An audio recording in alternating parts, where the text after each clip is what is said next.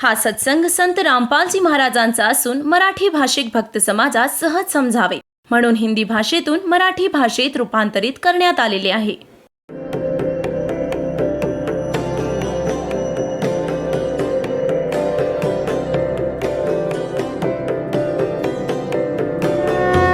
और ज्ञान सब ज्ञान डी कबीर ज्ञान सो ज्ञान और जैसे घोड़ा तोब कायम करता चले मैदान. जगद्गुरु तत्वदर्शी संत रामपालजी महाराजांचे अमृत वचन सर्व पवित्र धर्मांच्या व पवित्र शास्त्रांच्या आधारावर.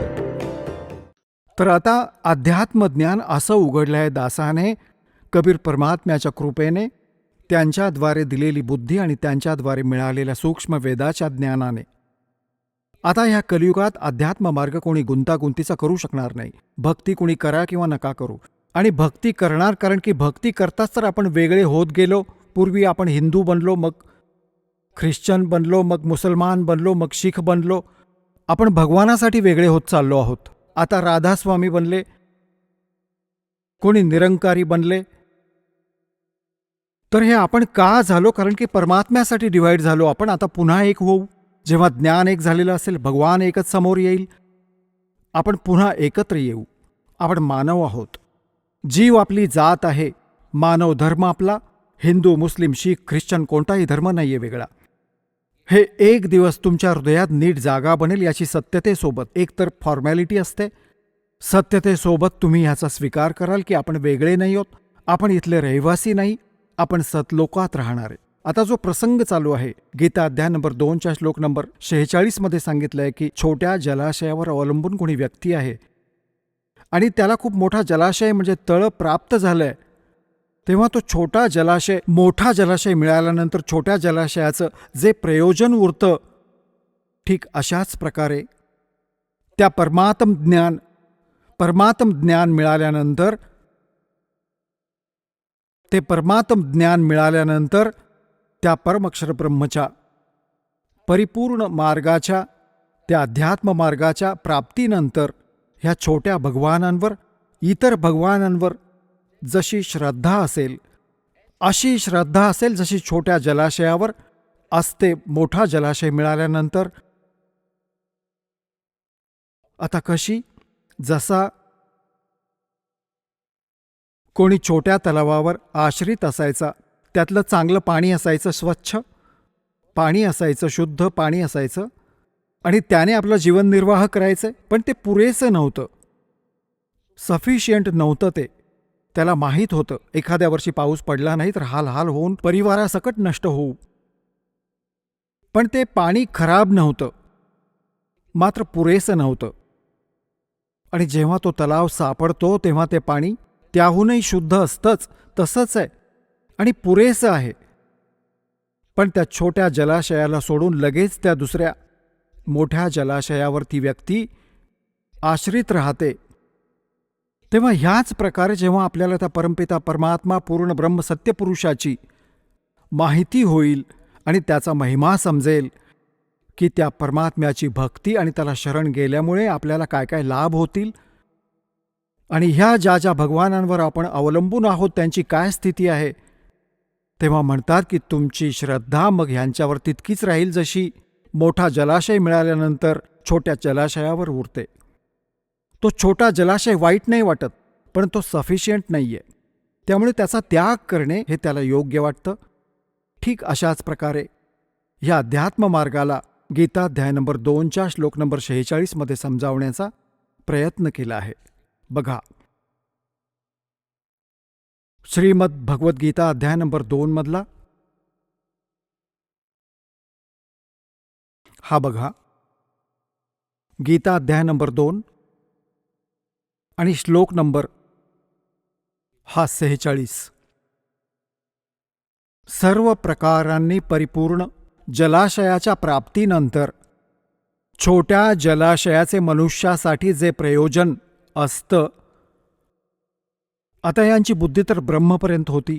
हे अनुवादक आहेत, हा सांगतो की ब्रह्मला असतं, ब्रह्मला तत्वाने जाणून घेणाऱ्या ब्राह्मणांचंही समस्त वेदांमध्ये तितकंच प्रयोजन असतं.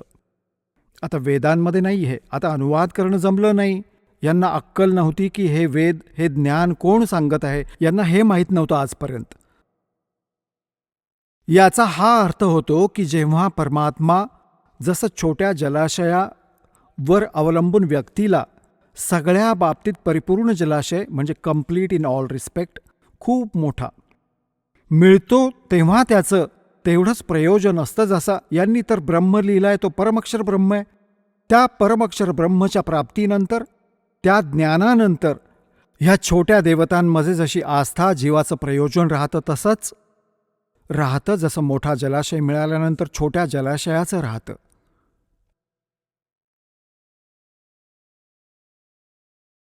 आता पुण्यात्म्यांनो, सर्वात आधी आपल्याला हे पाहावं लागेल की परमात्म्याला कसं ओळखायचं. आता ओळखीचं काही, आपल्याला देवाची ओळख, परमात्मा आपण ऐकलं कोणाकडून? आपल्या धर्मगुरूंकडून. आपले धर्मगुरू काय सांगायचे की आम्ही वेदांमधलं ज्ञान देत आहोत, आम्ही श्रीमद भगवद्गीतेतलं तुम्हाला सांगत आहोत, आम्ही पुराणातलं ज्ञान तुम्हाला देत आहोत.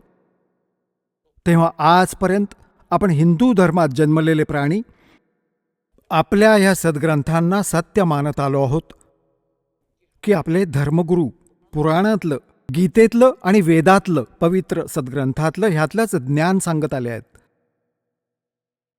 त्यावेळी आपण शिक्षित नव्हतो, आपले पूर्वज शिक्षित नव्हते. शिक्षण प्राप्त करण्याचा केवळ एका वर्णाला अधिकार होता, ब्राह्मणांना. आणि समाजाने त्या ब्राह्मणांना ही सूट दिली होती की तुम्ही ह्या वेदांना, सद्ग्रंथांना जाणून घ्या आणि मग समजल्यावर आम्हाला सांगा. मग आम्ही ह्यात जे मार्गदर्शन केलं आहे आम्हाला समजावून सांगा. आम्ही मग त्याचप्रमाणे आपला जीवन निर्वाह करू आणि त्याचप्रमाणे आम्ही ही परमात्म्याची भक्ती करू. आणि त्यासाठी यांना फ्री सोडलं की आम्ही तुम्हाला दक्षिणा देत राहू, तुम्ही तुमचा निर्वाह देखील करा त्यातून आणि सद्ग्रंथांना खूप बारकाईने जाणून घ्या आणि मग आम्हाला सांगा. ते टीचर होते, टीचर बनवले गेले. आता त्या धर्मगुरूंना जे ज्ञान समजलं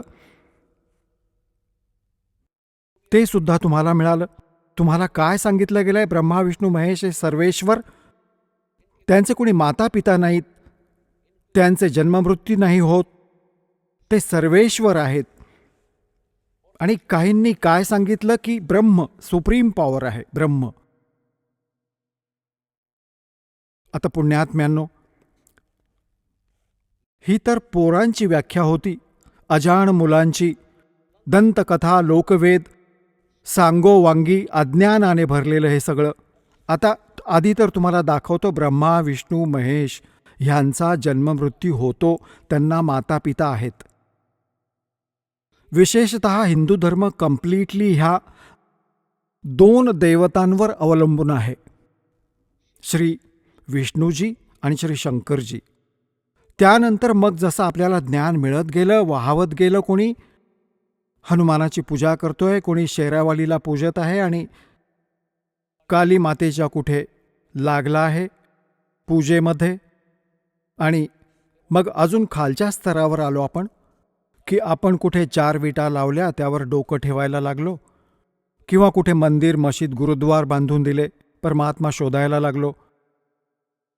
पण मुख्य रूपाने हिंदू धर्माचे लोक श्रद्धाळू श्री विष्णूजी आणि श्री शंकरजींना सुप्रीम मानून पूजा करायचे. आणि आम्हाला हे सांगितलं गेलं की यांचे कोणी माता पिता नाही आहेत. केवळ ब्रह्माजींच्या मृत्यूविषयी तेवढे सांगत असत. वय निर्धारित होतं की 100 वर्षांचं आयुष्य होतं, मग आपोआप जन्म होतो. आणि हे तिन्ही देवता स्वयंभू आहेत, अशी निरर्थक माहिती सांगितली आपल्याला. आता आमचे सद्ग्रंथ काय सांगतात, त्यांचे आत्मचरित्र काय सांगते, त्यांचा इतिहास काय सांगतो, ज्या सद्ग्रंथांना आपण खरं मानत होतो. बघा, श्रीमद देवी भागवत 3रा स्कंद,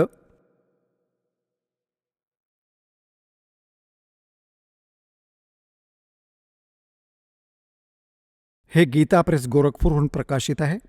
हे बघा, याचे हे सचित्र मोटा टाईप केवल हिंदी. संपादक हनुमान प्रसाद पोद्दार, चिम्मनलाल गोस्वामी. आणि हे इथून प्रकाशित आहे, मुद्रित आणि प्रकाशित आहे गीता प्रेस गोरखपूरहून. गीता भवन कार्यालय कोलकाता का संस्थान, गीता प्रेस गोरखपूर. ह्याच्या 123व्या पानावर घेऊन जातो तुम्हाला. अगदी दोन मिनिटात सगळी गोष्ट समजून येईल. 123 पानावर हा 3रा स्कंद. भगवान विष्णू आपली माता दुर्गा हिच्या महिम्याची स्तुती करताना म्हणतात, तू शुद्ध स्वरूप आहेस. हा सगळा संसार तुझ्यातूनच उद्भासित होत आहे. मी ब्रह्मा आणि शंकर आम्ही सारे तुझ्या कृपेनेच विद्यमान आहोत. आमचा आविर्भाव म्हणजे जन्म, तिरोभाव म्हणजे मृत्यू. आमचा तर जन्म आणि मृत्यू होत असतो. केवळ तूच नित्य आहेस, जगत जननी आहेस, प्रकृती आणि सनातनी देवी आहेस. हा प्रकृती शब्द लक्षात ठेवा की दुर्गेला प्रकृती देखील म्हणतात. ज्यावेळी दास तुम्हाला श्रीमद भगवद्गीतेत हे सिद्ध करेल की ब्रह्मा विष्णू महेश यांची उत्पत्ती दुर्गेपासून झाली आहे आणि गीतेमध्ये सांगितलं आहे, त्यावेळी प्रकृती शब्द तुमच्या उपयोगाला येईल की प्रकृती दुर्गेला म्हणतात. गीतेमध्ये 2 प्रकृती सांगितल्या आहेत. एक तर जड, जसे हे अग्नी, वायू, हवा वगैरे, आणि एक चेतन ही दुर्गा प्रकृती आहे. तेव्हा ह्यासाठी म्हणतात की तुम्हीच प्रकृती आहात. आणि मग भगवान शंकर काय म्हणतात बघा. भगवान शंकर म्हणाले, देवी, जर महाभाग विष्णू तुझ्यामुळेच प्रकट झाले आहेत, त्यांच्यानंतर उत्पन्न झालेले ब्रह्मा देखील तुझेच बालक झाले, मग मी तमोगुणी लीला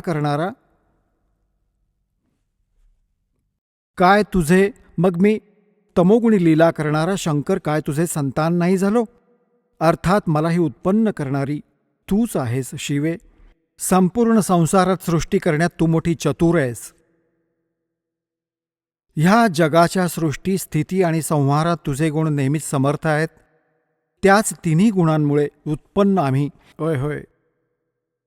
आम्ही ब्रह्मा, विष्णू आणि शंकर नियमानुसार आपल्या कार्यात तत्पर असतो. आता पुण्यात्म्यांनो, ह्या पवित्र पुराणाच्या काही ओळींनी 4-5 कॉन्सेप्ट्स क्लिअर केले आहेत. नंबर 1, ब्रह्मा विष्णू महेश ह्यांचा जन्ममृत्यू होतो, हे अविनाशी नाहीत. दुसरं हे केलं की दुर्गा प्रकृतीला म्हणतात. तिसरं हे झाले की प्रकृती दुर्गा यांची आई आहे. आणि चौथं हे झालं की रजगुण ब्रह्मा आहेत, सद्गुण विष्णू, तमोगुण शिवजी. आणि 5वं हे झालं की हे भगवान फक्त वर्क डन देऊ शकतात. जसं ज्याचं कर्म आहे त्यामध्ये हे काहीही परिवर्तन नाही करू शकत. हे यातून सिद्ध झालं. आता हे सिद्ध झालं की ब्रह्मा विष्णू महेश नाशवंत आहेत. आता जो भगवान नाशवंत आहे आणि आपण त्यांची पूजा करतो, तर आपण सुद्धा नाशवंत आहोत, कारण की आपण तिथेच जाऊ जिथे त्यांचा लोक आहे. ब्रह्माजींचा उपासक ब्रह्माजींच्या लोकात, विष्णूजींचा उपासक विष्णूजींच्या लोकात, शिवजीचा उपासक शिवजींच्या लोकात. आणि हे भगवान नाशवंत आहेत आणि ह्यांचाही मृत्यू होईल, ह्यांचा लोक ही नष्ट होईल. मग आपण सुद्धा गेलो जन्ममृत्यूमध्ये. म्हणजे आपल्याला कंप्लीट मोक्ष नाही मिळाला, संपूर्ण मोक्ष नाही मिळाला. कोणता मोक्ष? श्रीमद भगवद्गीता अध्याय नंबर 15च्या श्लोक नंबर 1 ते 4 मध्ये सांगितलंय की हा वर मूळ आणि खाली 3 गुणरूपी शाखा असलेला संसाररूपी वृक्ष आहे. आणि जो संत ह्याच्या सगळ्या विभागांची भिन्न भिन्न फोड करून सांगेल, तोच तत्वदर्शी संत आहे, वेदांचं तात्पर्य जाणणारा आहे. परत सांगितलंय की त्यानंतर गीता अध्याय नंबर 15च्या श्लोक नंबर 4 मध्ये म्हटलं आहे, जेव्हा तत्वदर्शी संत भेटेल त्यानंतर परमेश्वराच्या त्या परमपदाचा शोध घेतला पाहिजे, जिथे गेल्यावर साधक परत फिरून कधीच संसारात येत नाहीत. आणि ज्या परमेश्वराने सगळ्या ब्रह्मांडांची रचना केली आहे, अर्थात ज्या परमेश्वरामुळे संसाररूपी वृक्षाच्या प्रवृत्तीचा विस्तार झाला आहे, भावार्थ आहे की ज्याने सगळ्या ब्रह्मांडांची रचना केली आहे, तो कम्प्लीट गॉड आहे, तो पूर्ण परमात्मा आहे. फक्त त्याचीच भक्ती करा, गीता ज्ञानदाता स्पष्ट करतोय. आणि मग सांगतो की अर्जुन 4थ्या अध्यायाच्या 5व्या आणि 9व्या श्लोकात, 2ऱ्या अध्यायाच्या 12व्या श्लोकात गीताजीमध्ये आणि 10व्या अध्यायाच्या 2ऱ्या श्लोकात गीता ज्ञानदाता म्हणतो, अर्जुन, तुझे आणि माझे पुष्कळ जन्म झालेले आहेत, तू नाही जाणत, मी जाणतो. आता जसं आपण श्रीकृष्णजींना मानत आलो आहोत की श्रीकृष्णजींनी गीतेचं ज्ञान दिलं आहे, ह्या ज्ञानांच्या आधारे आपण चाललो, तरीही गीता ज्ञानदाता तर स्वतःविषयी सांगतो की मी नाशवंत आहे, माझे जन्ममृत्यू होतात. ज्याचे स्वतःचे जन्ममृत्यू होत आहेत, मग त्याच्या उपासकांचे जन्ममृत्यू होतील. गीता अध्याय नंबर 18 मध्ये श्लोक नंबर 62 मध्ये म्हटलंय, त्यामुळे म्हटलंय की अर्जुन, तू सर्व भावाने त्या परमेश्वराला शरण जा. त्याच्या कृपेने, त्या परमेश्वरच्या कृपेने तूच परमशांतीला आणि सनातन परमधामाला प्राप्त होशील. आणि त्याला शरण गेल्यामुळे तुझा कंप्लीट पूर्ण मोक्ष होईल. आता तो परमात्मा कोण आहे, कसा आहे, कुठे राहतो, ह्याची माहिती कुठे आहे? गीता अध्याय नंबर 4च्या श्लोक नंबर 25 पासून 31 पर्यंत गीता ज्ञानदात्याने माहिती दिली आहे की कोणी तर केवळ देवतांची पूजा करून निश्चिंत राहतो आणि कोणी स्वाध्याय करतो, जसं कोणी गीतेचं पठण करतो, कोणी वेदातले मंत्र पाठ करून त्यांना रिपीट करत राहतो, स्वाध्याय करत राहतो, आवृत्ती करत राहतो, आणि कोणी फक्त योगाभ्यासच करतो. कोणी प्राण आपान ह्या आपांच्या क्रियेला, जसं कोणी म्हणतात की श्वासावर लक्ष ठेवा, बाहेर येत आहे, आत जात आहे, काय गोष्ट झाली, नाही लक्ष ठेवलं तरी हा ये जा करत राहणार. सांगायचा भाव आहे की हे अशा प्रकारे जे साधना करत आहेत, कोणी तपश्चर्या करतात, घोर तप करतात, सगळे आपापल्या साधनेला पापनाशक मानतात. म्हणजे तो साधना जी करत आहे तिला अंतिम मानतो आहे, योग्य मानतो आहे, यथार्थ मानतो आहे. नंतर लगेच म्हटलंय 4थ्या अध्यायाच्या 32व्या श्लोकात की अर्जुन, ह्या यज्ञांची म्हणजे धार्मिक अनुष्ठानांची माहिती त्या सच्चिदानंद घनब्रह्मने, सच्चिदानंद घनब्रह्मने म्हणजे पूर्ण परमात्म्याने, परमक्षर ब्रह्मने स्वतः येऊन सांगितली आहे. आपल्या अमृतवाणीमध्ये बोलून, आपल्या मुखकमलाने बोलून जी वाणी म्हटली आहे तिला सच्चिदानंद घनब्रह्मची वाणी म्हटली जाते. कबीर वाणी आहे ती. त्यामध्ये या अध्यात्म यज्ञांची, अनुष्ठानांची सविस्तर माहिती दिलेली आहे आणि ते तत्वज्ञान आहे. ते समजल्यावर तू सगळ्या पापकर्मातून मुक्त होशील. आता 4थ्या अध्यायाच्या 34व्या श्लोकात म्हटलंय की अर्जुन, त्या तत्वज्ञानाला जे सच्चिदानंद घनब्रह्म स्वतः येऊन आपल्या मुखकमलाद्वारे सांगतात, ते तत्वज्ञान आहे. आपल्या अमृतवाणीत सांगतो, आपल्या मुखाने सांगतो, ते तत्वज्ञान आहे. आणि ते तत्वज्ञान तू तत्वदर्शी संतांकडे जाऊन समजून घे. त्यांना दंडवत प्रणाम केल्याने, निष्कपटपणे त्यांची सेवा केल्याने ते तत्वदर्शी संत तुला तत्वज्ञानाचा उपदेश करतील. आता पुण्यात्म्यांनो, ह्या श्री मद्भगवद्गीतेच्या अनुवादकर्त्यांनी आपल्या बुद्धीला श्रीकृष्णजीवर फिट केलं की श्रीकृष्णजी गीतेचं ज्ञान देत आहेत. श्रीकृष्णजी परब्रह्म आहेत, श्रीकृष्णजीच पूर्ण ब्रह्म आहेत. आणि ह्यालाच आधार मानून गीतेचा अनर्थ करून टाकला यांनी अनुवादाचा. अनुत्तमला आणि सर्वश्रेष्ठ लिहून टाकलं. अनुत्तम शब्द एका 4थ्या वर्गातल्या मुलाला विचारा. बळा, बॅड इंग्रजीतलं विचारा एखाद्या मुलाला, गुड कशाला म्हणतात आणि बॅड कशाला म्हणतात, उत्तम कशाला म्हणतात, अनुत्तम कशाला म्हणतात. उत्तम श्रेष्ठ, अनुत्तम अश्रेष्ठ, फालतू. आणि या अडाण्यांनी, अज्ञानांनी, अनुवादकर्त्यांनी अनुत्तम शब्दाचा अर्थ केला, ज्याहून उत्तम इतर कोणीही नसेल. अरे काय गजब आहे हा. आता थोडीशी झलक दाखवतो तुम्हाला की गीता अध्याय नंबर 7 मध्ये श्लोक नंबर 12 पासून तुम्हाला 19 पर्यंत माहिती देऊ आज. आणि ज्याला ऐकून जो, बघा पुण्यात्म्यांनो, हा सत्संग आहे आणि हे असं ज्ञान आहे जे समजल्यानंतर संसारात काही समजायचं शिल्लक नाही राहणार.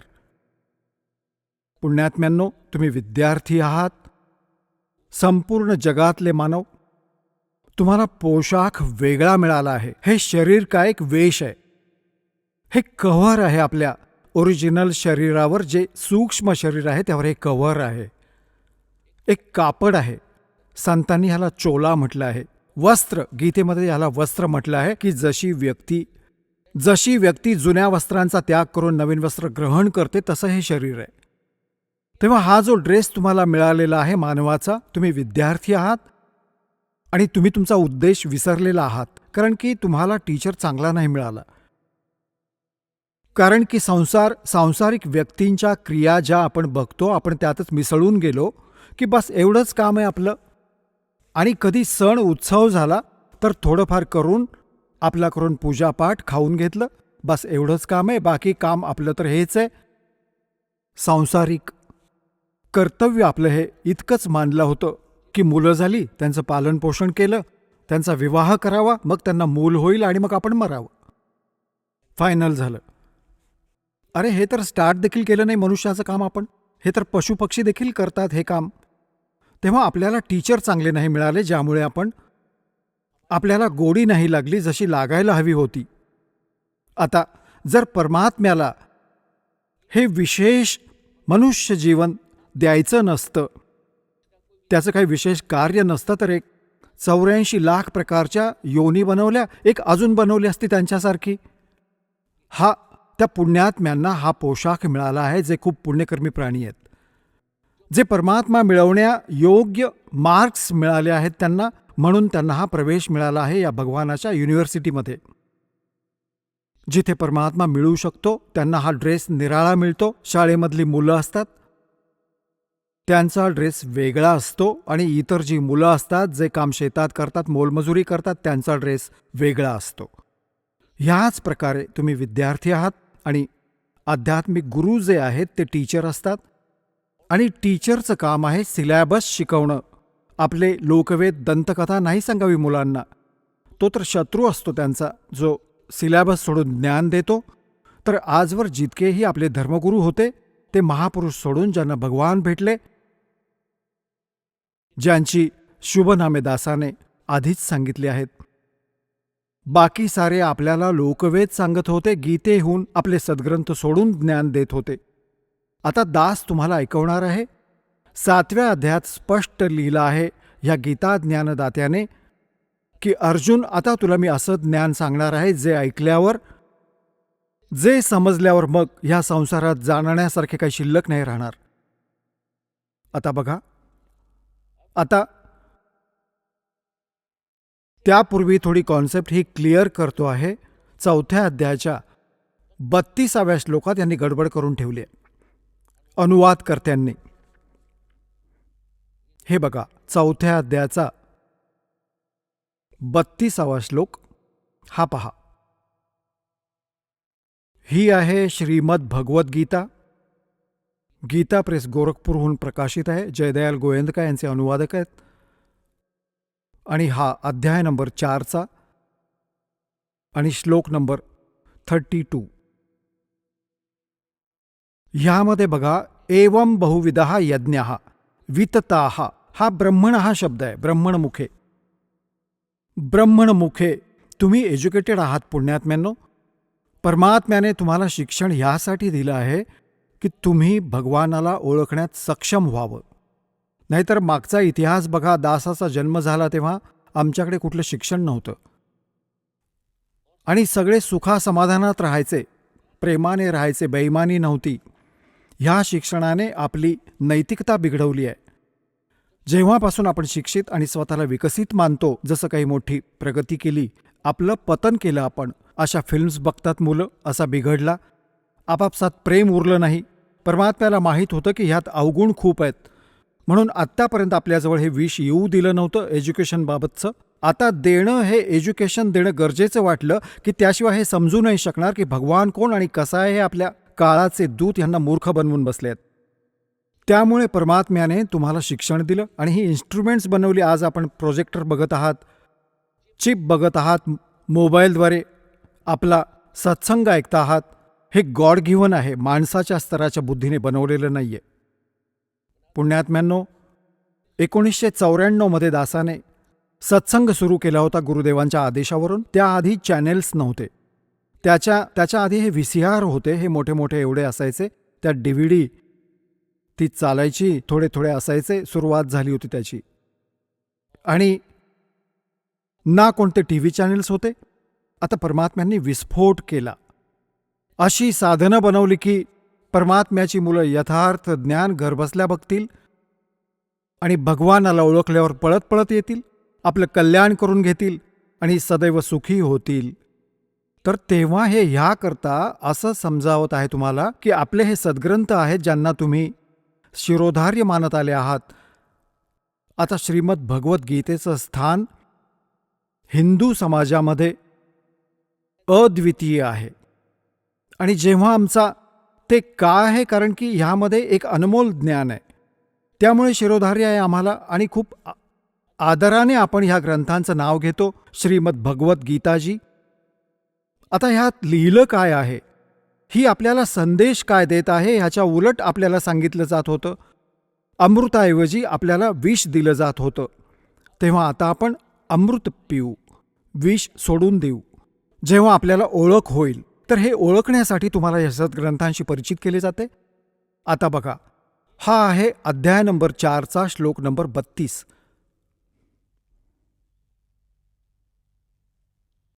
ह्यामध्ये हे आहे, एवं बहुविधाः यज्ञाः वितताः ब्रह्मणः मुखे. हा ब्रह्मणः मुखे शब्द आहे. कर्मजान विद्धि तान सर्वान एवं ज्ञात्वा विमोक्षसे. ह्याचा अर्थ यांनी कसा केला आहे की अशा प्रकारे आणखीही खूप प्रकारचे यज्ञ म्हणजे धार्मिक अनुष्ठान. यांनी ब्रह्मणामुखेचा अर्थ इथे अनर्थ केला. वेदाची वाणी लिहिला. वेदाच्या वाणीत सविस्तर सांगितले आहे आणि त्या सर्वांना तू कर्मजान, हे चुकीचं आहे. शारीरिक क्रियेद्वारे संपन्न होणारे समज. अशा प्रकारे तत्वाने जाणून घेऊन त्यांच्या अनुष्ठानाद्वारे तू कर्मबंधनातून पूर्णपणे मुक्त होशील. आता यांनी जी गडबड केली आहे, इथे केली आहे, ब्रह्मणमुखेचा अर्थ केला आहे वेदाची वाणी. आता बघा, म्हणतात, चोर चुराव तोंबड़ी और गड्ढे पानी में, वो गड्ढे वा उपरावन सच्चाई छानी ना. आता एखाद्या चोराने कोणाचा सुका भोपळा चोरला. आता त्याला लपवायला जागा सापडली नाही, तेव्हा पाण्यात सोडला खाली आणि बाहेर येऊन बसला. एवढ्या वेळात तो परत वर आला. तो परत खाली दाबत असे आणि मग परत थोडा चमकत वर यायचा. तेव्हा यांनी प्रयत्न खूप केला आहे सत्याला त्या सुक्या भोपळ्यासारखं पाण्यात लपवण्याचा, पण लपून राहत नाही पाण्यात सुका भोपळा.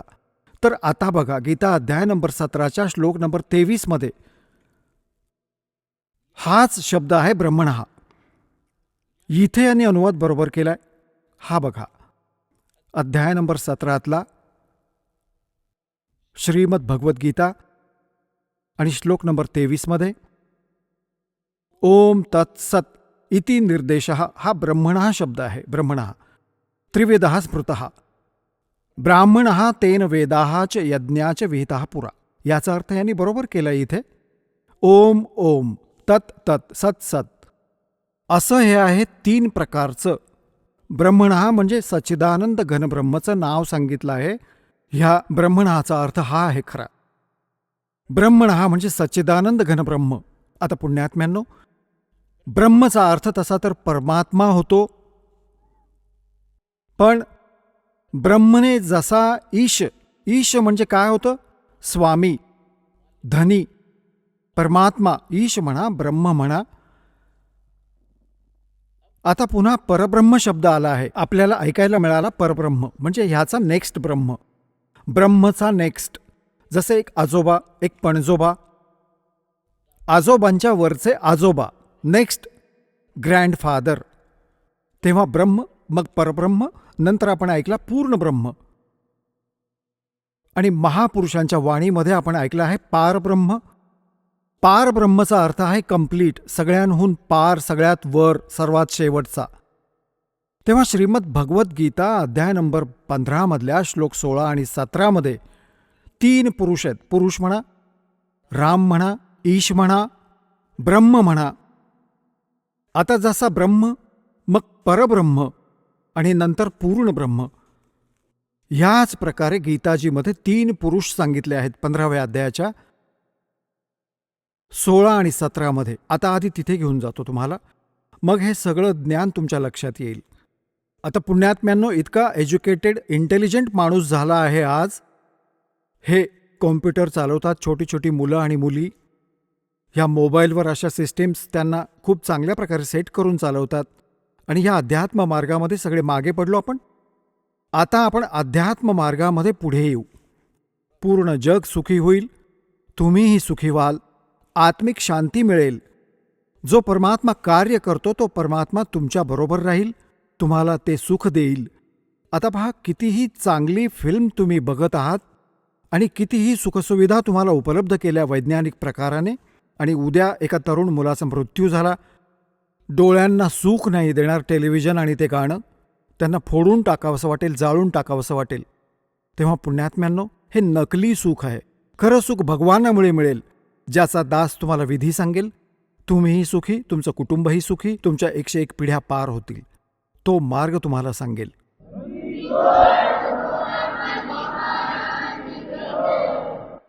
आता बघा, 15व्या अध्यायाच्या 16 आणि 17 मध्ये 3 पुरुष आहेत, 3 भगवान आहेत, 3 ब्रह्म आहेत.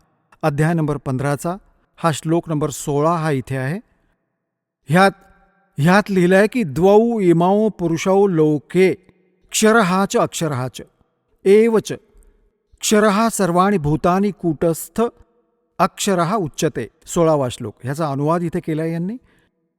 या संसारात नाशवंत आणि अविनाशी सुद्धा हे 2 प्रकारचे पुरुष आहेत.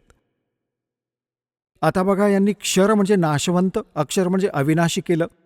हे लिहायला हवं होतं, ह्या संसारात क्षरपुरुष आणि अक्षरपुरुष हे पुरुष आहेत ना, हे दोन्ही संस्कृतमध्ये ह्याच्या बरोबर लावले जातात. क्षरपुरुष आणि अक्षरपुरुष हे 2. आणि त्यांना पाहिलं तर नाशवंत आणि अविनाशी ह्या 2 प्रकारचे पुरुष आहेत. पुरुष म्हणजे परमात्मा आहे, प्रभू आहे, भगवान आहे, ईश आहे, स्वामी आहे.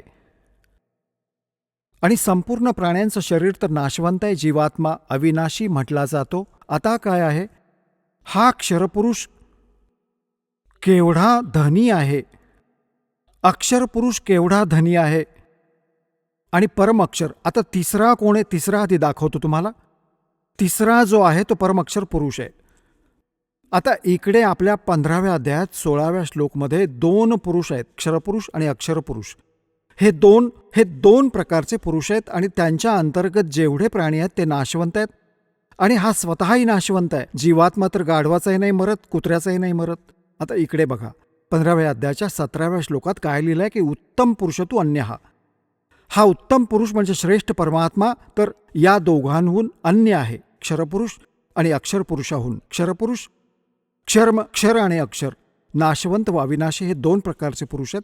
ह्यामध्ये लिहिलं आहे 17व्या श्लोकात 15व्या अध्यायाच्या की उत्तम पुरुषतु अन्यहा परमात्मा इति उदाहरतः या लोकत्रयम आविष्य बिभर्ती अव्यय ईश्वरः. होय होय, उत्तम पुरुष तर अन्यही आहे. ह्या दोघांहून कोणी वेगळा आहे तो श्रेष्ठ भगवान परम अक्षर ब्रह्म 3ऱ्या नंबरचा. उत्तम पुरुष तर अन्यही आहे, जो तिन्ही लोकांमध्ये प्रवेश करून सर्वांचं पालन पोषण करतो. अविनाशी परमेश्वर परमात्म्याचं असं वर्णन केलं जातं. ह्याच 15व्या अध्यायाच्या प्रथम मंत्रात, हा बघा 15व्या अध्यायाच्या प्रथम मंत्रात ह्यात सांगितलं आहे की ऊर्ध्वमूलम अधशाखम अश्वत्थम प्राहु अव्ययम छंदांसी यस्य पर्णानी य तमवेद स वेदवित. यांनी अनुवाद केला की ऊर्ध्वमूलम, आदी पुरुष परमेश्वर रूपी मूळ असणारा. ह्याचा अर्थ हवा होता ऊर्ध्व म्हणजे वर, मूळ असणारा हा तर पूर्ण परमात्मा आहे. आणि अधशाखम इथे यांनी अधचा अनर्थ केला. ब्रह्मारूपी मुख्य फांद्या असणारा नाही. अध म्हणजे खाली आहे, ऊर्ध्व म्हणजे वर आहे. ह्यामध्ये अध दोनदा आहे. अध अध ह्या दुसऱ्या श्लोकात. आणि इथे यांनी ऊर्ध्व ऊर्ध्व पण आहे. इकडे बघा, यांचाच अनुवाद बघूया. अध म्हणजे खाली आहे, अध म्हणजे खाली, अध म्हणजे खाली, आणि ऊर्ध्व म्हणजे वर.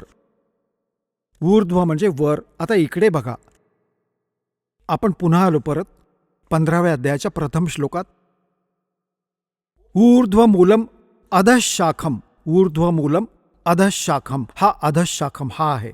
ऊर्ध्वमूलम अधशाखम अश्वत्थम प्राहु अव्ययम छंदांसी यस्य पर्णानी य तमवेद स वेदवेद. आता यांनी हे चुकीचं केलं आहे. हे लिहायला हवं होतं की वर जो मूळ असणारा, वर मूळ असणारा तो तर परमेश्वर आहे, पूर्ण परमात्मा आहे, हे बरोबर आहे. अधशाखम चुकीचं केलंय. खाली फांद्या असणाऱ्या. आणि संसाररूपी पिंपळाच्या वृक्षाला अविनाशी म्हणतात. वेद ज्याची पानं म्हणतात. आणि त्या संसाररूपी वृक्षाचं जी व्यक्ती, जो संत मुळासहित तत्वाने जाणतो आहे, तो आहे सवेदविद. तो वेदांचं तात्पर्य जाणणारा. होय होय, तो तत्वदर्शी संत आहे, जो ह्या संसाररूपी वृक्षाचे सगळे विभाग सांगेल. हा पहा, संसाररूपी वृक्ष दाखवतो तुम्हाला आधी. हा आहे ऊर्ध्वमूलम अधशाखम. अधशाखम ऊर्ध्वमूलम अधशाखम अश्वत्थम प्राहु अव्ययम छंदांसी यस्य पर्णानी यह तमवेद स वेदविद. आता पहा, हा आहे वृक्ष जो जमिनीच्या बाहेर दिसून येतो. परमेश्वरजींनी, कबीर परमेश्वरजींनी 600 वर्ष आधी आपलं ज्ञान सांगितलं होतं एक. आणि ते लीला अशीच करतात, आपल्या मुखकमलातून यथार्थ ज्ञान सांगतात. आणि त्या ज्ञानाला मग लिपिबद्ध केलं जातं. त्याला सच्चिदानंद घनब्रह्मची वाणी म्हटलं जातं. त्यामध्ये परमात्म्याने सांगितलं होतं, अक्षर पुरुष एक पेड़ है और सरपुरुष वाकी डार, निरंजन म्हणा, क्षरपुरुष म्हणा, और तीनों देवा शाखा है बाई पाते रूप संसार. त्या परमेश्वराने, तो परमात्मा, जसे रामानंदजींना भेटले होते, स्वामी रामानंदजींना, त्यांनी परमात्म्याला जसं वर बघितलं, मग त्याला खाली एका सिंपल वेशभूषेत धाणक विणकराच्या रूपात बनारसमध्ये बघितलं. जेव्हा म्हणाले, दो ठोड़ है एक तू भया एक से दो, और गरीबदास हम कारणे तुम आए हो मगदो. तुम साहेब तुम संत हो, तुम सतगुर तुम हंस, और गरीबदास तेरे रूप बिना रामानंदजी म्हणत आहेत, और न तू जानस. तुम्हीच साहेब आहात, तुम्हीच परमात्मा आहात, सद्गुरू खरं ज्ञान देणारे तुम्हीच आहात.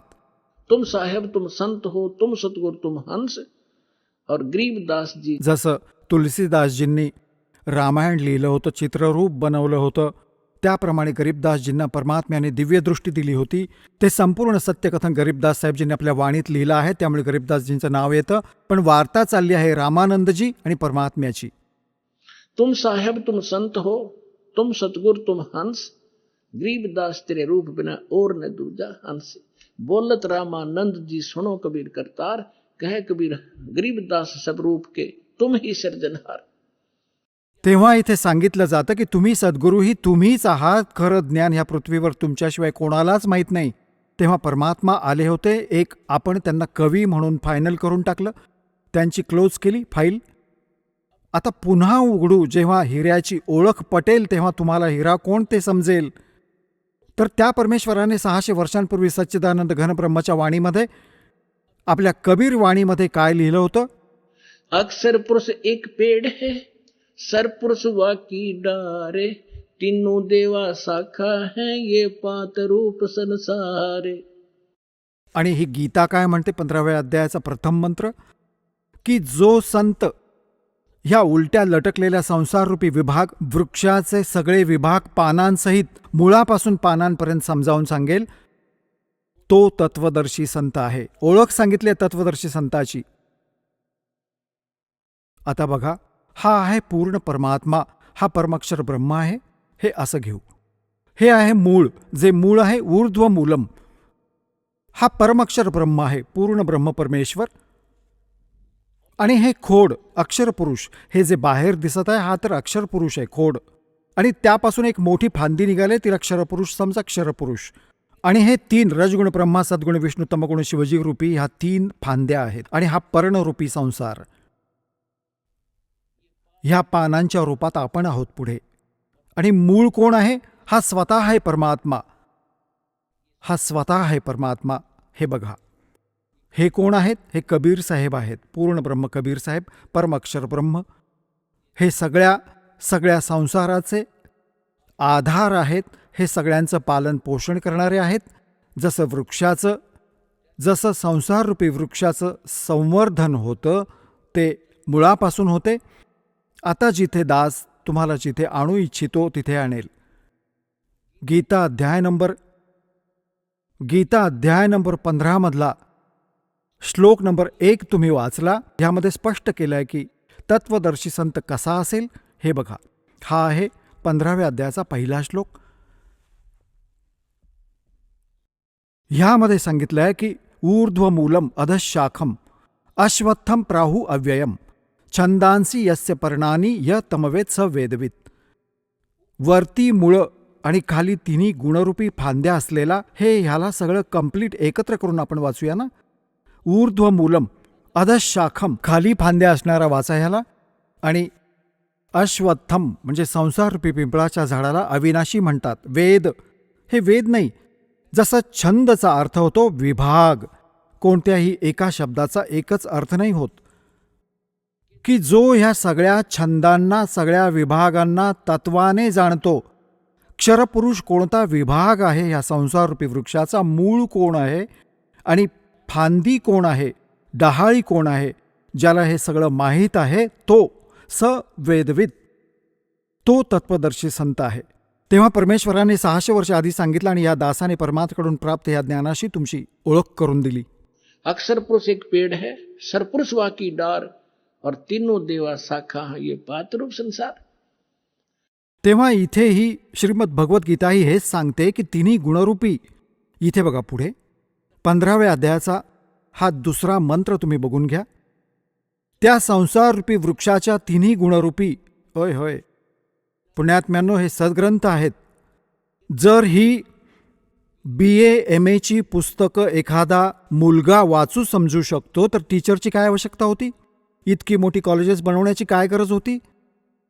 ह्या अशा कोणत्याही आपल्या धर्मगुरूंना आपल्या सद्ग्रंथातलं ककही कळत नाही. हे कोड वर्ड्स आहेत, तिन्ही गुणरूपी फांद्या. आता आधी हे सांगतोय 3 गुण कोणते आहेत. समजणाऱ्याला इशारा पुष्कळ असतो, हे दाखवतो. हे मार्कंडेय पुराण, ज्यांना आपण शिरोधार्य मानतो सगळ्याच पुराणांना.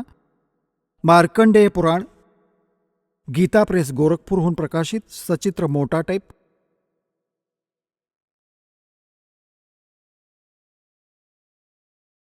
गीता प्रेस गोरखपूरहून प्रकाशित. ह्याच्या 123व्या पानावर बघा. आता आपण इथून वाचत आलो आहोत 122 पासून. संक्षिप्त मार्कंडेय पुराण. ह्यात मार्कंडेयजी म्हणत आले आहेत. मार्कंडेयजी म्हणाले, मुनी, आता आपण इकडे येऊ, आपल्या कामाचं वाचू. रजोगुण प्रधान ब्रह्मा, तमोगुण प्रधान रुद्र आणि सत्वप्रधान विश्वपालक विष्णू आहेत. ह्याच 3 देवता आहेत आणि हेच 3 गुण आहेत. इति सिद्धम रजगुण ब्रह्मा, सत्गुण विष्णू, तमगुण शिवजी. अजूनही बरेचसे प्रमाण आहेत. जसं हे बघा, श्रीमद देवी भागवत. ह्यामध्ये संस्कृतही सोबत आहे, आपल्याला ही सोय आहे हे समजण्याची. भाग 1. आणि हे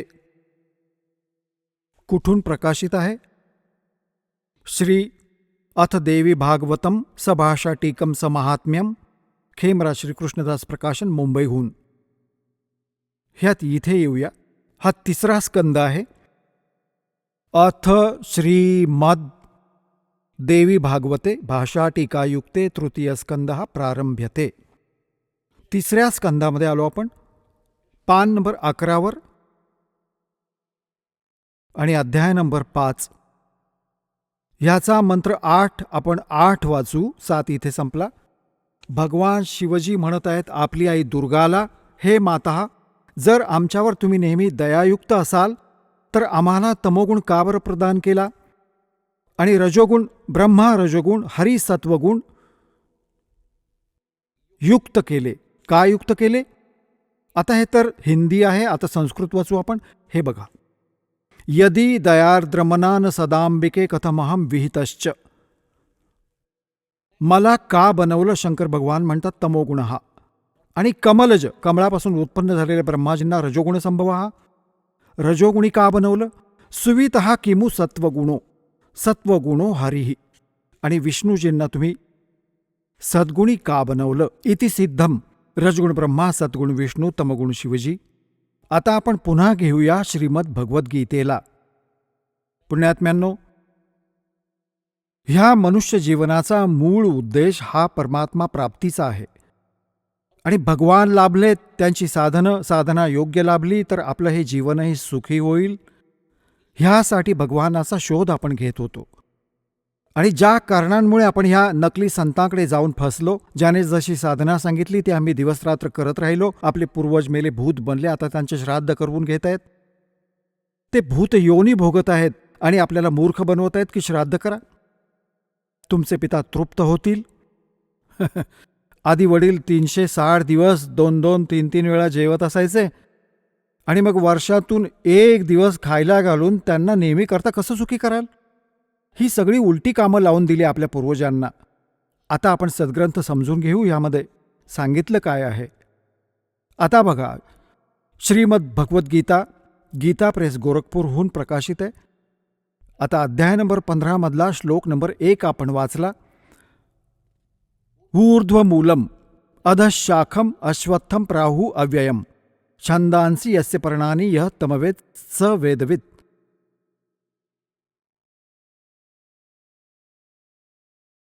ऊर्ध्वमूलम म्हणजे वरती, आदी, वरती ज्याच्या मुळा आहे तो पूर्ण परमात्मा समजावा. खाली अधशाखम, खाली फांद्या आहेत. ह्या संसाररूपी पिंपळाच्या वृक्षाला अविनाशी म्हणतात. वेद ज्याची पानं सांगितली आहेत, त्या संसाररूपी वृक्षाला जो मुळासहित जाणतो, म्हणजे मुळापासून पानांपर्यंत जाणतो, तो सवेदविद, तो वेदांचं तात्पर्य जाणणारा आहे. अर्थात तो तत्वदर्शी संत आहे.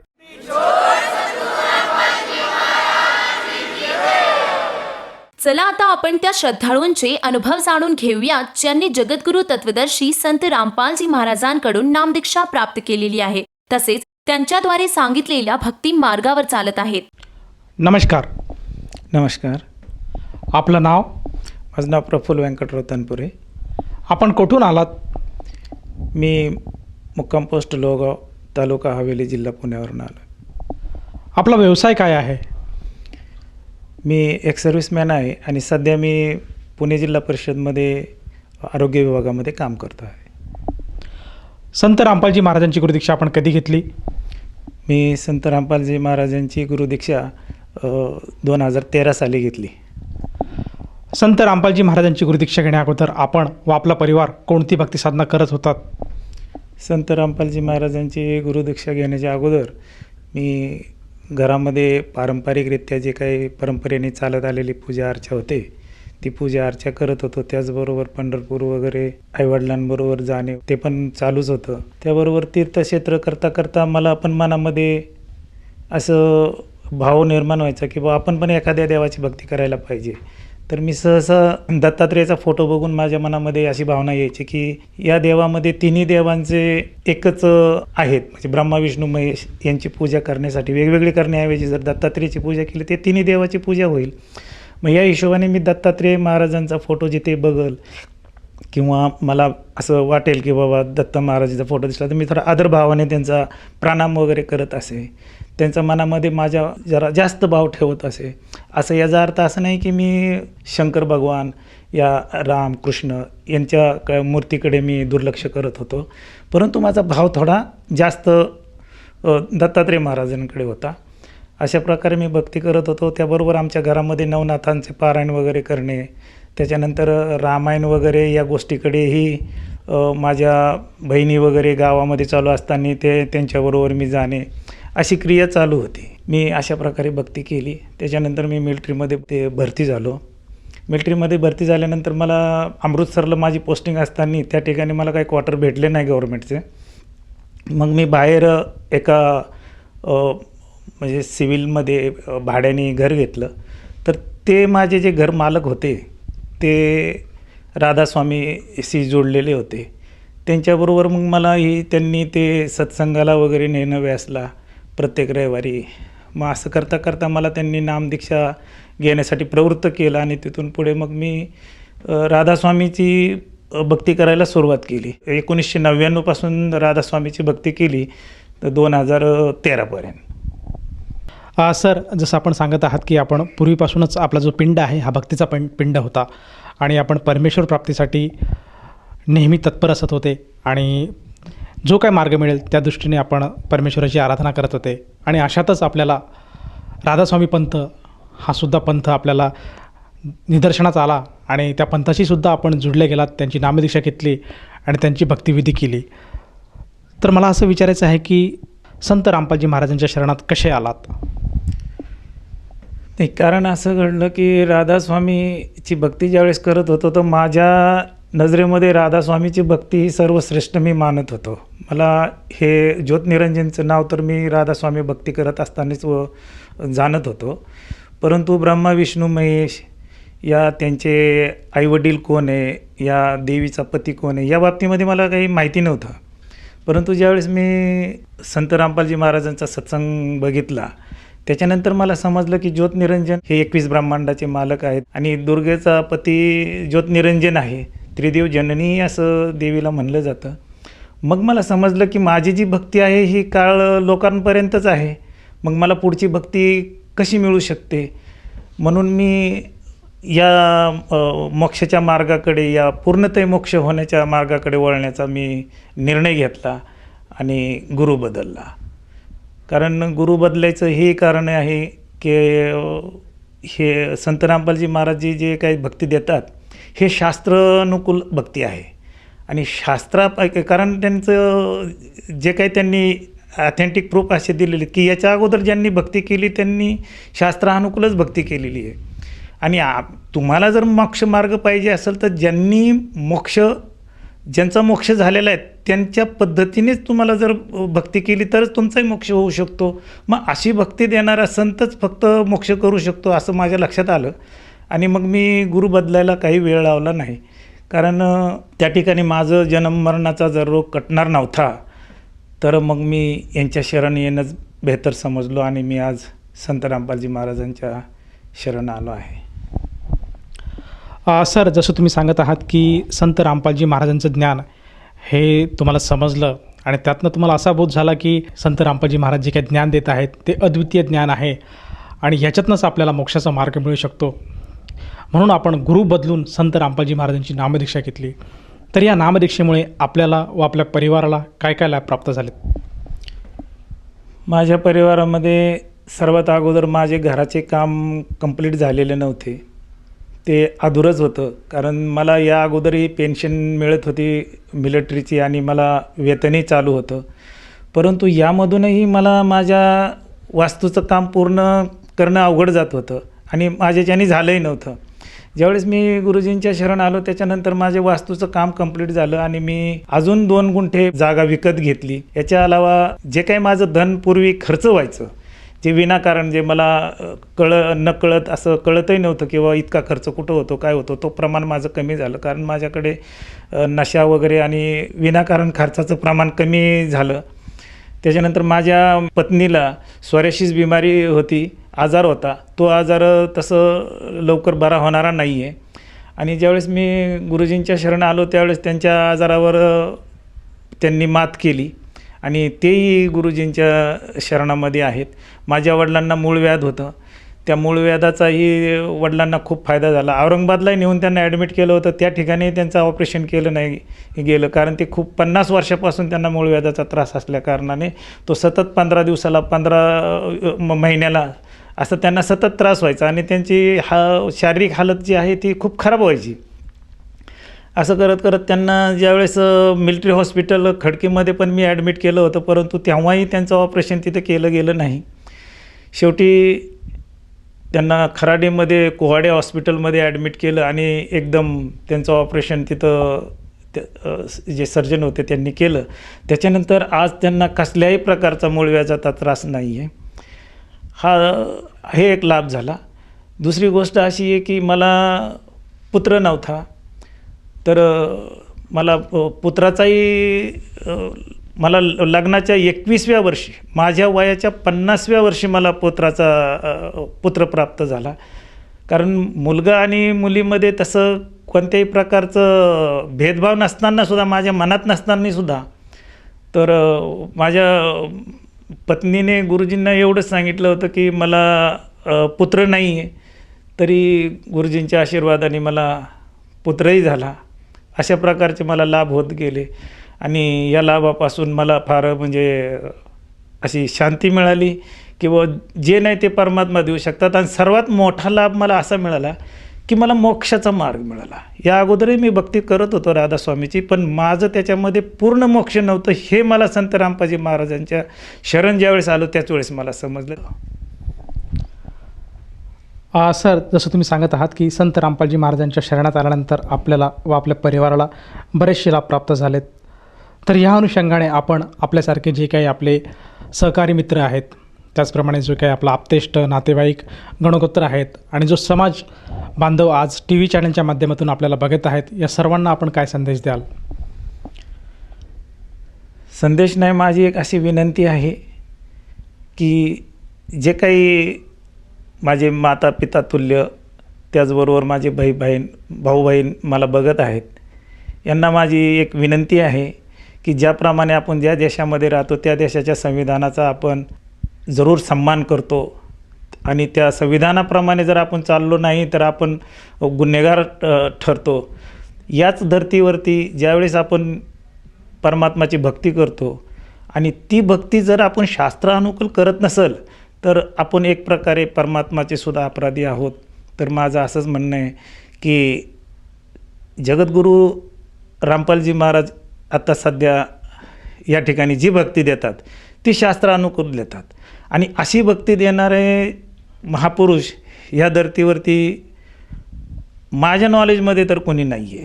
आणि मग तुमचंही कल्याण करायचं असेल, मोक्ष करायचं असेल तर तुम्हाला फक्त संत रामपालजी महाराजांजवळच येऊन नामदीक्षा घ्यायला पाहिजे. नामदीक्षा घेण्याकरता तुम्हाला ज्या चॅनलवरती सत्संग चालतात त्या ठिकाणी तुम्ही फोन घेऊन तुम्ही कॉन्टॅक्ट करून प्रत्येक जिल्ह्यामध्ये नामदानाची संत रामपालजी महाराजांनी व्यवस्था केलेली आहे. तुम्ही नाम घेऊ शकता. सर, जसं तुम्ही सांगितलं की आज प्रत्येक मानव समाजाने संत रामपालजी महाराजांचं ज्ञान समजून त्यांच्याकडनं अनुग्रह घेऊन आपल्या जीवनाचं कल्याण करायला पाहिजे आणि आपल्या टी व्हीच्या चॅनलच्या माध्यमातून जे काही मोबाईल नंबर फ्लॅश होत आहेत त्या नंबरपैकी कुठल्याही एखाद्या मोबाईल नंबरवर संपर्क साधला तर त्या व्यक्तीला जवळच्या नामदान केंद्राची माहिती मिळेल आणि तेथे जाऊन तो व्यक्ती संत रामपालजी महाराजांची नामदीक्षा घेऊ शकेल. परंतु मला असं विचारायचं आहे की ह्या नामदीक्षेसाठी त्या साधकाला किती पैसे मोजावे लागतात?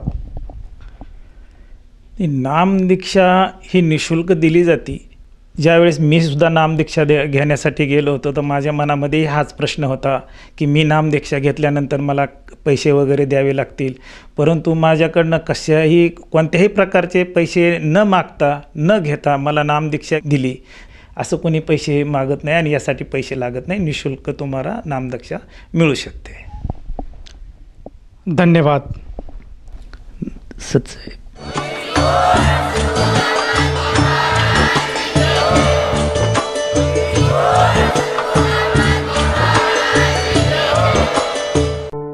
आपण ऐकत होता जगद्गुरु तत्वदर्शी संत रामपालजी महाराजांचे मंगल प्रवचन. निःशुल्क नामदीक्षा प्राप्त करण्यासाठी आणि अधिक माहितीसाठी संपर्क करा 7030303951 7030303952. आमची वेबसाईट आहे www.jagadgururampalji.org. सर्व पवित्र धर्मांच्या पवित्र शास्त्रांवर आधारित प्रमाणित अनमोल पुस्तक ज्ञानगंगा किंवा जगण्याचा मार्ग यापैकी कोणतेही एक पुस्तक निःशुल्क मागविण्यासाठी आम्हाला आपले पूर्ण नाव, पूर्ण पत्ता, पिनकोड सहित आणि फोन नंबर लिहून 7030303951 7030303952 या नंबरावर SMS करू शकता किंवा आम्हाला 7030303950 या नंबरावर WhatsApp देखील करू शकता.